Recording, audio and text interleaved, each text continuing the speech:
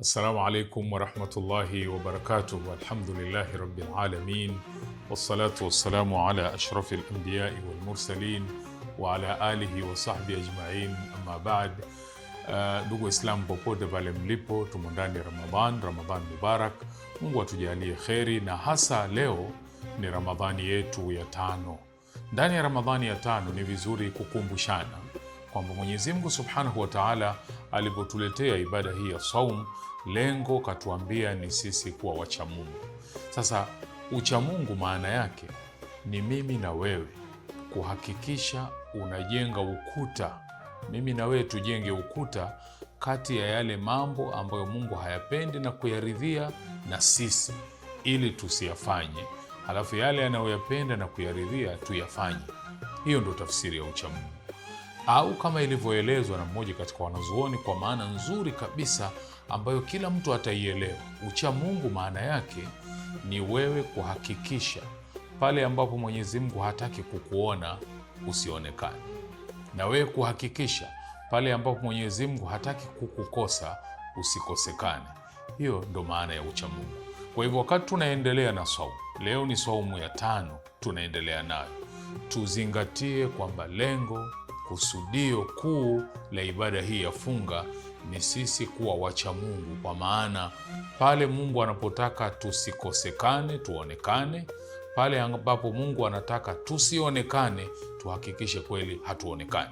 Tukifanya hivyo na tukibeba hiyo kuwa ndo tunaenda nayo ndani ya funga ya Ramadhani, tutakuwa kweli tunaelekea kwenye lengo la funga hii, nalo ni sisi kuwa wacha Mungu.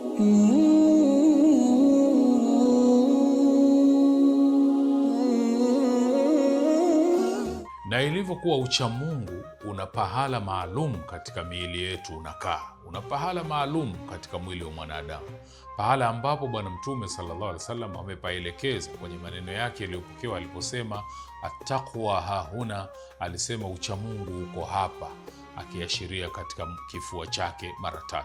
Kwa hivyo hapa tunafahamu kwamba kumbe ucha Mungu pahala pake ni katika moyo, kwamba ili ucha Mungu huo umejikita kwa mwanadamu ni lazima ukae katika moyo.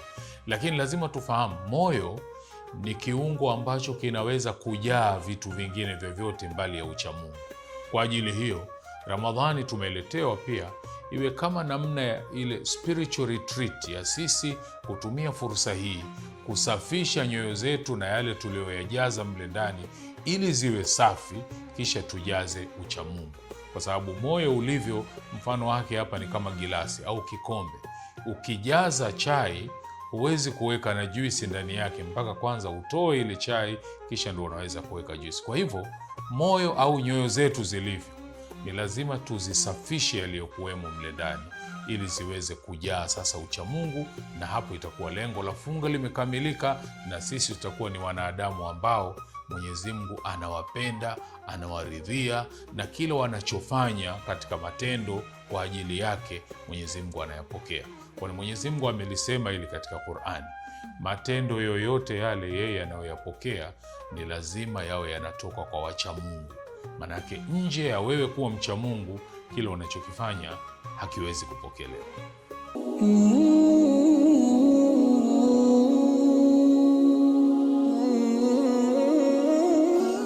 Kwa hivyo ndugu zangu, tulizingatie hili la kwamba lengo la funga hii ni sisi kuwa wacha Mungu, na ucha Mungu maana yake ni kujitahidi pale ambako Mungu hataki kukukosa usikosekane, pale ambapo Mungu hataki wewe uonekane ujitahidi usionekane.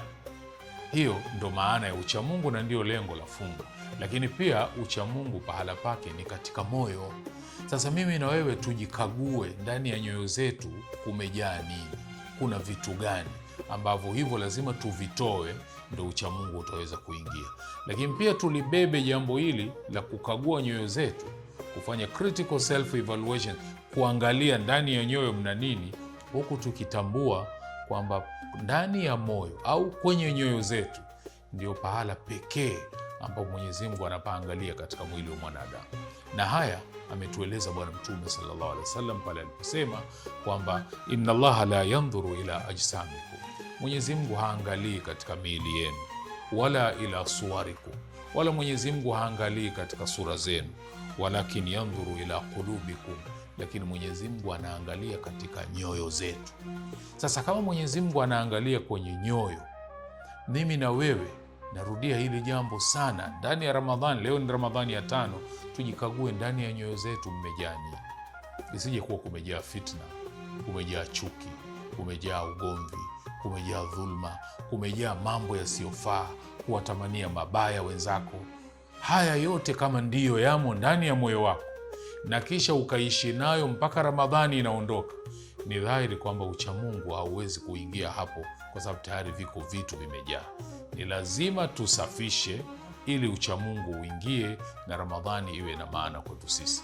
Mwenyezi Mungu atujalie tuwe miongoni mwa waja wake walio wema, ambao Mwenyezi Mungu anasema waja wema hao ni wale wanaotumia vizuri Ramadhani, wanatumia vizuri sana Ramadhani hii na funga yake ikiondoka, wanakuwa safi kabisa kama siku waliozaliwa na wazazi wao. Mwenyezi Mungu atuwafikishe katika kheri na atuepushe tusiwe katika lile kundi ambalo Ramadhani imeingia mpaka imeondoka wamekosa msamaha wa Mwenyezi Mungu. Hawa ni wale ambao Ramadhani imeingia imewakuta nyoyo zao zina mambo yasiyofaa yamejaa, na Ramadhani imeondoka imewaacha na mambo yale wameshindwa kuyasafisha. Mwenyezi Mungu atuwafikishe katika kheri. Wassalamu alaikum wa rahmatullahi wa barakatuh.